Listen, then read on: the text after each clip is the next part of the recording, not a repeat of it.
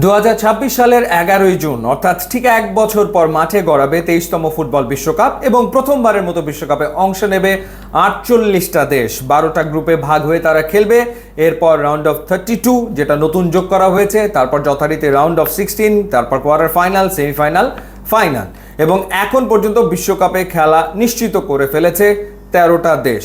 স্বাগতিক হওয়ার কারণে সরাসরি বিশ্বকাপে খেলবে যুক্তরাষ্ট্র, কানাডা এবং মেক্সিকো। এছাড়া বাকি যে 45টা দেশ তারা আসবে 6টা কনফেডারেশন থেকে এবং এই লড়াইয়ে ছিল 205টা দেশ। কোন 10টা দেশ এখন পর্যন্ত বিশ্বকাপে খেলা নিশ্চিত করে ফেলেছে সেটা যদি আপনাদেরকে একটুখানি জানাই। এশিয়া থেকে সবার আগে বিশ্বকাপে খেলা নিশ্চিত করেছে জাপান।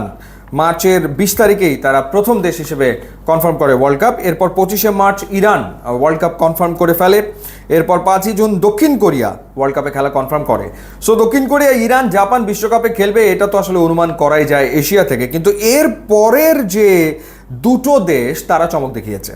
জর্ডান এবং উজবেকিস্তান প্রথমবারের মতো বিশ্বকাপে খেলার যোগ্যতা অর্জন করে ফেলেছে এবং অস্ট্রেলিয়া তারা 10ই জুন ওয়ার্ল্ড কাপে খেলা নিশ্চিত করেছে। সো এশিয়া থেকে এই গেল হচ্ছে 6টা দেশ। ওশেনিয়া অঞ্চল থেকে বিশ্বকাপ নিশ্চিত করেছে নিউজিল্যান্ড। যেহেতু এবার বিশ্বকাপে 48টা দেশ খেলবে, এই কারণে এশিয়া থেকে এবার বিশ্বকাপে অংশ নেবে সব মিলিয়ে 8টা দেশ। 6টা অলরেডি কনফার্ম করেছে, আরও দুটো দেশ খেলবে। 8টা দল এই দুটো স্পটে লড়াইয়ে আছে। তারা হলো আরব আমিরাত, কাতার, ইরাক, ওমান, সৌদি আরব এবং ইন্দোনেশিয়া। এই 8টা দল তারা 2 গ্রুপে ভাগ হয়ে খেলবে এবং 2 গ্রুপের যে চ্যাম্পিয়ন টিম তারা কোয়ালিফাই করবে ওয়ার্ল্ড কাপে। আর সাউথ আমেরিকা থেকে ওয়ার্ল্ড কাপ কনফার্ম করেছে দক্ষিণ আমেরিকা থেকে সবার আগে আর্জেন্টিনা। 25শে মার্চ তারা বিশ্বকাপে খেলা নিশ্চিত করে ফেলে।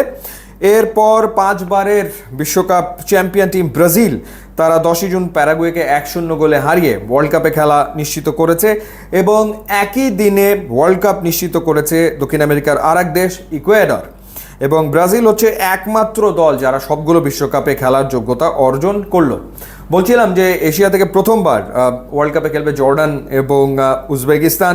জর্ডান উজবেকিস্তান দুই দেশের সাথে বাংলাদেশের খেলার অভিজ্ঞতা আসলে রয়েছে।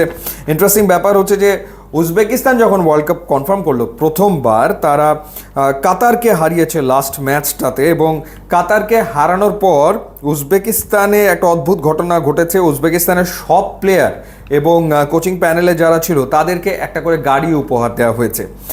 চীনের যে ব্র্যান্ড রয়েছে BYD, তাদের গাড়ি মাঠে আনা হয়, মাঠে এনে সেই গাড়িগুলো সারিবদ্ধভাবে রাখা হয় এবং এরপর প্রত্যেক খেলোয়াড় এবং কোচিং স্টাফ থেকে শুরু করে টিমের অংশ যারা ছিল প্রত্যেকের হাতে সেই গাড়ির চাবি তুলে দেওয়া হয়। মানে ডেফিনেটলি বিশ্বকাপে খেলা কত বড় একটা ব্যাপার।